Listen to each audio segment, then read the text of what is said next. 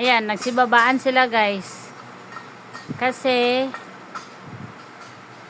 magpipinta pa yung pintor namin guys. Hindi pa siya natapos pagpinta kasi yung kabilang mukha lang ng arko na pintahan niya. Ayan. Kaya ano na nila doon, oh, pinagtutuklangan. Kasi yan, ayun na yung pintor guys. Oh, ayan, nagmamadali din siya. Ayan. Nakapagpahinga din naman sila guys. Ayan. Hi kuya. Ayun oh. Ayan. So, bumaba sila kasi pinapapintahan pa nila yung kabilang mukha ng arko. Para pagdating dun sa taas guys, hindi na mahirapan yung pintor. Kasi natatakot yung pintor dyan umakyat guys eh. Natatakot siya. Yan.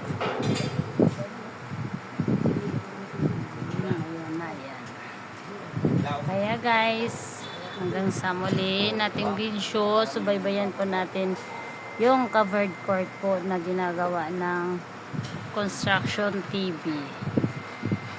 Paki-subscribe and share and follow na lang po. Bye-bye!